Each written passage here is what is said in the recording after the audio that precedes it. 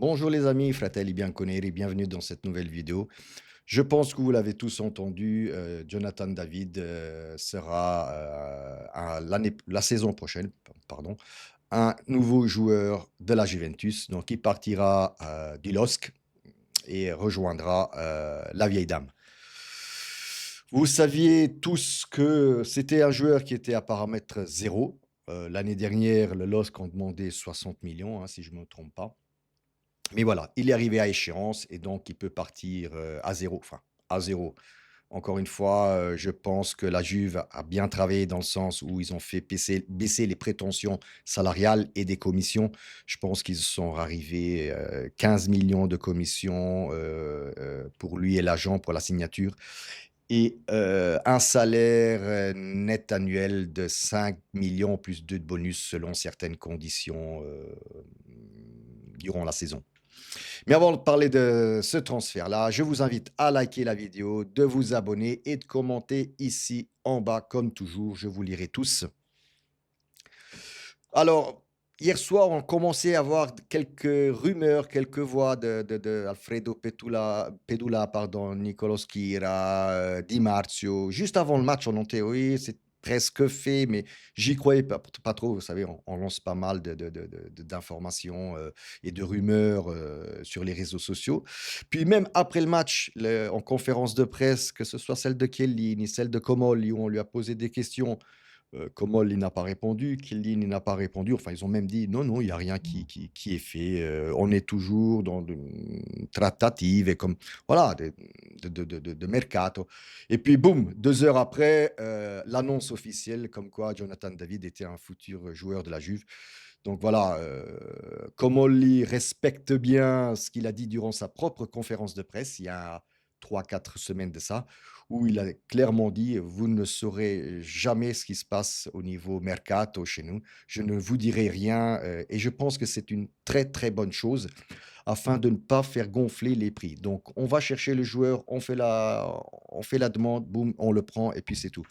Afin de ne pas faire augmenter le prix du joueur comme ça s'est passé les 2 3 dernières années où on annonçait publiquement, voilà, qu'il nous fallait ce joueur X et le prix du joueur, partait, nelle stelle. Comme un Cop Miners, comme, d'autres joueurs, comme aussi un Nico Gonzalez l'année dernière, par exemple. Qu'est-ce que je pense de ce transfert? Eh ben, je pense que ce transfert arrive vraiment au bon moment, vraiment au bon moment et je vais vous dire pourquoi. Parce que d'une part, ça envoie un deuxième signal, en plus du signal hier soir où Vlahovic n'a pas joué, ça envoie un deuxième signal à Vlahovic pour dire: «Tu n'es plus au centre du projet». Donc on veut bien t'aider à chercher un nouveau club, on veut bien te prolonger le contrat de 2 ou 3 ans, mais à nos conditions et et donc voilà. Vlahovic, vous le savez, a toujours refusé. Il veut, rester pendant 1 an et prendre son salaire de 10 millions plus 2 de bonus. Mais donc voilà, la Juve envoie un certain signal aussi à Vlahovic, donc dépêche-toi parce que sinon, ben, on va te mettre fuori rosa, donc tu ne joueras plus. En gros, c'est ça que ça veut dire. Et aussi, ça envoie un deuxième, un autre signal aussi à De Laurentiis, à Naples, pour dire, voilà, parce que vous savez que la Juve est intéressée par Osimhen, mais pas aux conditions de Laurentiis, du Naples, à 75, 80 millions, je ne me rappelle plus pour ce que De Laurentiis en demande. Mais tout simplement, voilà, pour dire, voilà, on a pris déjà Jonathan David.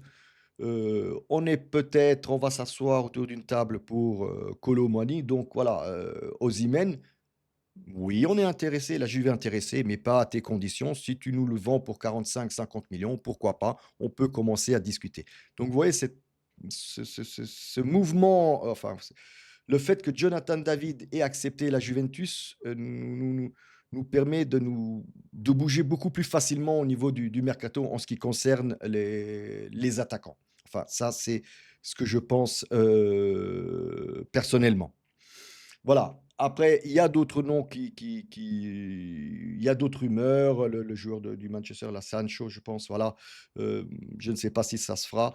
Ça le fait aussi pardon, j'ai oublié, le fait aussi de prendre Jonathan David, ça permet, si on veut récupérer Kolo Muani et de s'asseoir autour d'une table avec le PSG, peut-être de demander moins, encore une fois moins au PSG parce qu'on n'est pas à la gorge, hein, tout simplement. Donc en fait, ce transfert me plaît et c'est vraiment arrivé au bon moment. Je pense que au-delà qu'on dit, voilà, on n'a pas de directeur sportif, mais je pense que Komol il a fait quelque chose de très bien au bon moment. Donc ça a été réfléchi, ça, c'est pas sorti de nulle part. Voilà ce que je pense.